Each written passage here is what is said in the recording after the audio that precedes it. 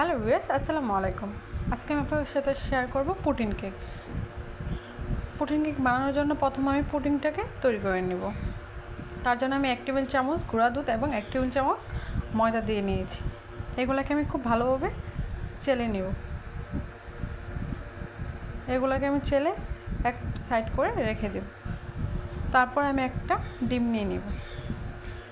এই ডিমটাকে আমি ভালোভাবে ফেটিয়ে নেব।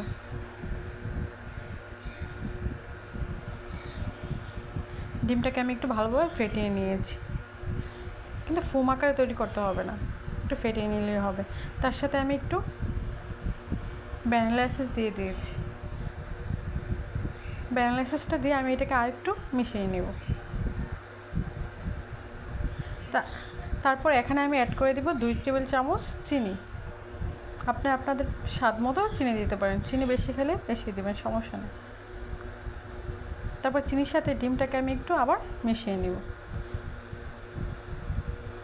এই যে আমার মেশানো হয়ে গেছে, এটাকে আমি এক সাইড করে রেখে দেব। তার জন্য পুডিংটা তৈরি করার জন্য আমি এখানে 50 গ্রাম দুধ নিয়ে নিয়েছি। এই 50 গ্রাম দুধকে আমি চাল দিয়ে 250 গ্রাম করে নেব। তার সাথে আমি একটু সামান্য পরিমাণ লবণ দিয়ে নিয়েছি, এতে করে আমার চিনি ব্যালেন্সটা ঠিক থাকবে।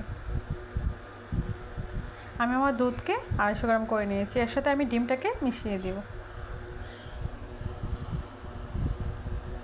এই যে আমি ডিমটা দিয়ে দিলাম।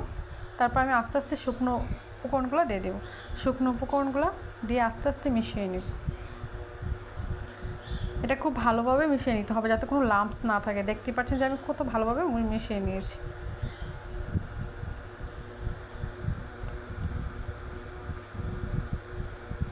দুই থেকে 3 মিনিট এটা মিশিয়ে নিতে হবে।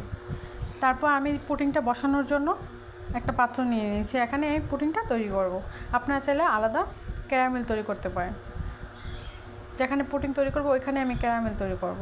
তার জন্য 3 টেবিল চামচ চিনি এবং 1 টেবিল চামচ তেল নিয়ে নিয়েছি, রান্নার তেল। তারপর এটা আমি চুলায় দিয়ে ক্যারামেল তৈরি করে নিব।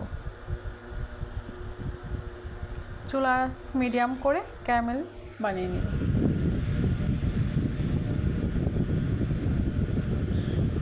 এই যে দেখতে পাচ্ছেন যে আমার চিনিটা আস্তে আস্তে ক্যারামেল হয়ে যাচ্ছে।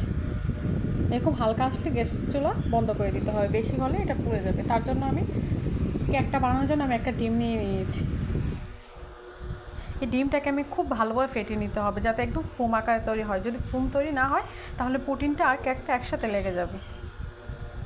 এটাকে খুব ভালোভাবে ফোম তৈরি করে নিতে হবে।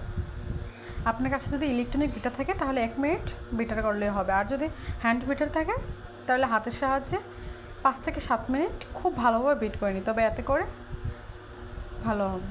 2 টেবিল চামচ চিনি দিয়ে দিয়েছি এবং 1 ফোঁটা ভ্যানিলা এসেন্স দিয়ে দিয়েছি। দেখতে পাচ্ছেন যে এটা আমি একদম ফোম করে নিয়েছি।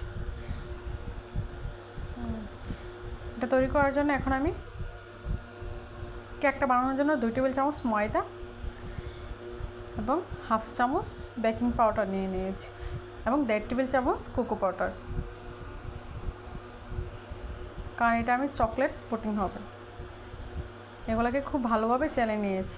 তারপর ডিমটা যে ফোম করে রেখেছিলাম এটার সাথে আমি শুকনো উপকরণগুলো আস্তে আস্তে মিশিয়ে দেব।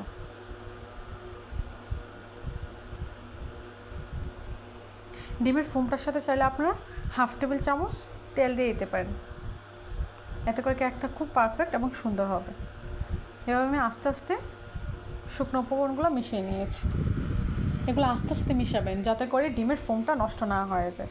খুব আলতো আলতোভাবে আস্তে আস্তে শুকনো উপকরণগুলো দিয়ে মিশিয়ে নিয়েছি। এই যে দেখতে পাচ্ছেন আমার ডোটা একদম পারফেক্ট হয়ে গেছে। একটা চামচ দিয়ে যখন দেখবেন এভাবে পড়ে, তাহলে বুঝতে হবে যে আপনার ডোটা একদম পারফেক্ট হয়ে গেছে কেকের জন্য।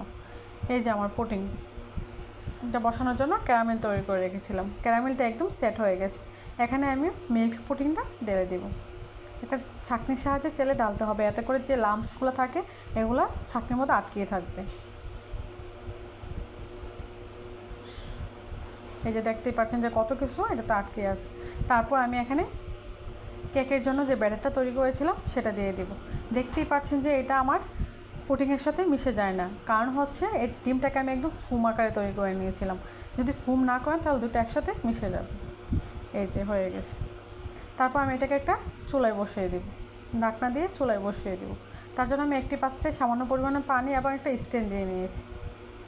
এখন আমি আমার বাটিটা বসিয়ে দিয়েছি, একটা ঢাকনা দিয়ে রেখে দেব 40 থেকে 45 মিনিটের জন্য।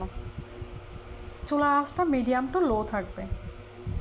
45 মিনিট পরে আমি চেক করছি, দেখতেই পাচ্ছেন যে আমার কাঠের মধ্যে কোনো অংশই লেগে নেই, তাহলে বুঝতে হবে যে কেকটা একদম পারফেক্ট হয়ে গেছে।